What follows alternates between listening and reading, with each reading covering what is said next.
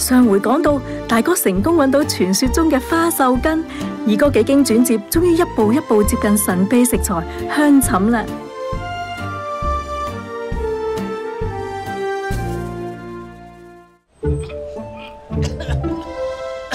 阿爸揾你啊！哦，有冇香椿賣啊？咩啊？有冇香椿賣啊？咩啊？唉，男人路咁撚知咁細聲，大聲啲好冇？有冇香椿賣啊？哦。啊！呢包唔係冬菇嚟咩？香椿咪就係冬菇咯，冬菇度度都得買啦。但係你唔識香椿啊嘛。咪就係，俾錢，俾錢啦。閣下剛才打嘅唔係正確嘅電話號碼。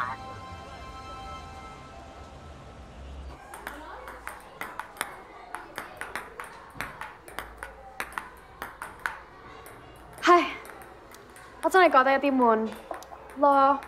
好，拜拜。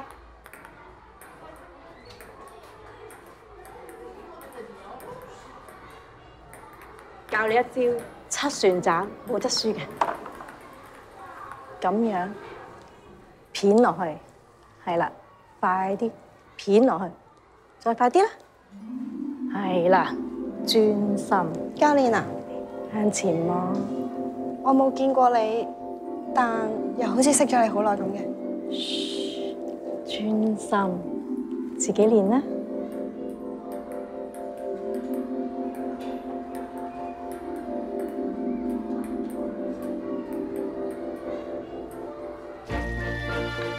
阿妹，豆腐搞成點啊？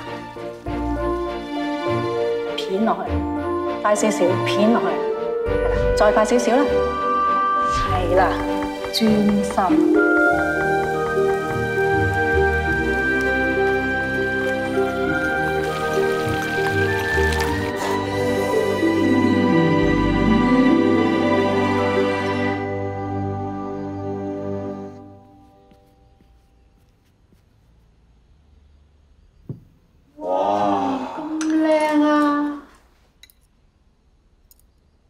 試下。